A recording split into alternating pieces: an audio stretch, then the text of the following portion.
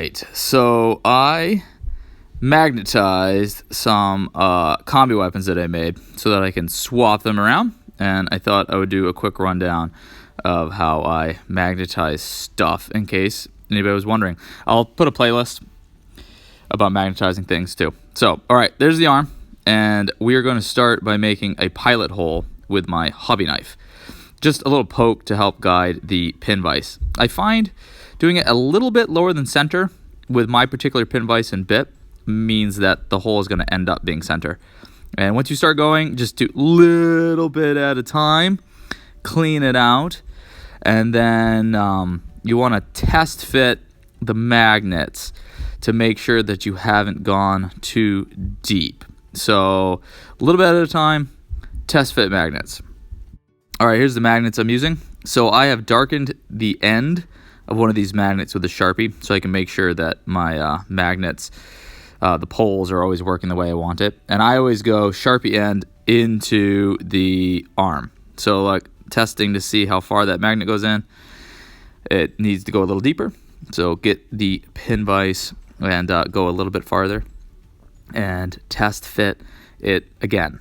Like little increments are what we're looking for here so that we don't go too deep. After you've done this a few times, you will get the feel for it. All right, so drill a little deeper. So I'm going to take the magnets again, do a test fit, and this time it is looking pretty good. That is where I would like it to be. All right, so now I'm going to take the magnet and I'm going to use my hobby knife to separate the top magnet out so that I just have the one bit with the dark side facing out. And now I'm going to take the magnets that are left and I'm going to get my Sharpie and I'm going to color in that top one so that I preserve my magnet orientation for next time when I do this. You can do a bunch of these at once or you can just do them one at a time. Okay, so I'm going to use a paper clip, going to put some super glue into the armhole, and then I'm just going to use my hobby knife to slide the magnet, again, Sharpie side into the hole that I made in the arm, and then just kind of line it up a little bit with my finger, and I'm going to let that sit and let the super glue cure.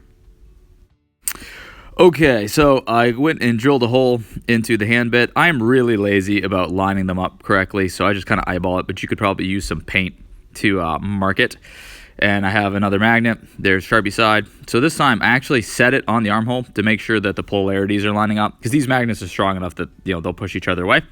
And again, didn't line it up great, but I just kind of fiddle with it until I can make sure that I can slide that magnet into the gun bit. And then we're going to put some glue in the hand, and we're just going to kind of repeat the process. I put the magnet on the arm piece, again, just to make sure that the magnets are lining up the right direction so that every different weapon and arm I do is always the same, and I can swap them around as much as I want. I probably could have spent more time lining it up correctly, but I have so many different weapons and so many different shaped arms that even if they were all lined up perfectly for one, they wouldn't necessarily be lined up perfectly for the other. So just kind of fiddle with it, get it in there, and there you go. Now you have magnetized bits. All right, I hope that was useful to anybody. I will go ahead and put a link to the bit and the magnets that I purchased off Amazon down in the description. So if you're looking for particular ones, these ones I find to be a good size for what it is that I'm doing. All right, till next time. Talk to you later.